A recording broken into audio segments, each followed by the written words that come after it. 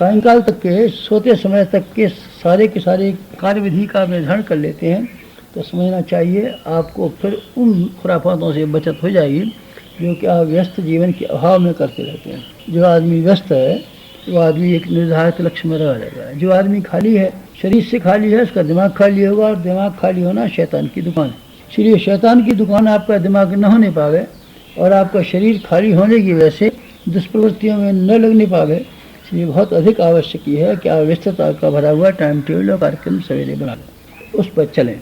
न केवल बना लें बल्कि ये भी ध्यान रखें हर समय कि जो सवेरे कार्य पद्धति बनाई गई थी वो ठीक तरीके से पूरी होती है कि नहीं। विश्राम भी रखें, ये कोई नहीं कहता विश्राम नहीं रखना चाहिए, लेकिन विश्राम भी एक समय से होना चाहिए, टाइम से होना चाहिए और विधि से होना चाहिए। चाहे जब जरा सा काम किया फिर विश्राम, जरा सा काम किया फिर विश्राम, कोई ऐसे काम होते हैं क्या?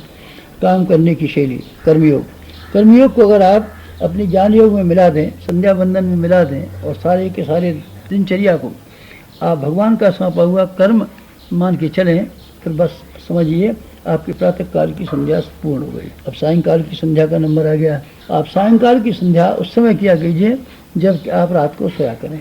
कभी तो सोएंगे, 6 बजे भी सोना, 9 बजे सोएं तो क्या, और 12 बजे सोएं तो क्या, और कहीं सोएं, सोना तो है ही। आप जब सोएंगे तो ये बात भी सही है कि आप नींद की गोदी में अकेले जाएंगे। ठीक है, बच्चे बगल में सोते हो तो क्या, कोई और आपके बगल में सोता हो तो क्या, पर नींद तो आपको अकेले को आएगी ना। दो को तो एक साथ नहीं आ सकती।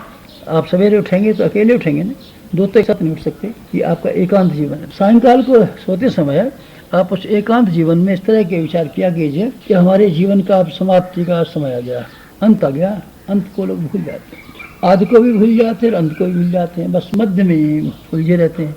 आज ये था कि मनुष्य का जन्म का सौभाग्य और उसके जीवन को ठीक तरीके से उपयोग करने का निर्धारण ये था, आज भूल गए।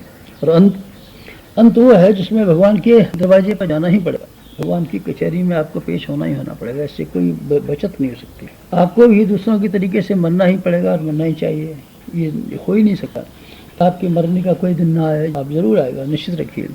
जब आपका मरने का दिन आएगा तब फिर क्या हुआ, तो आपको यहाँ से जाने के बाद में सीधे भगवान के दरबार में जाना पड़ेगा और सिर्फ एक बात का जवाब देना पड़ेगा कि आपने इस ज़िंदगी का कैसे इस्तेमाल किया।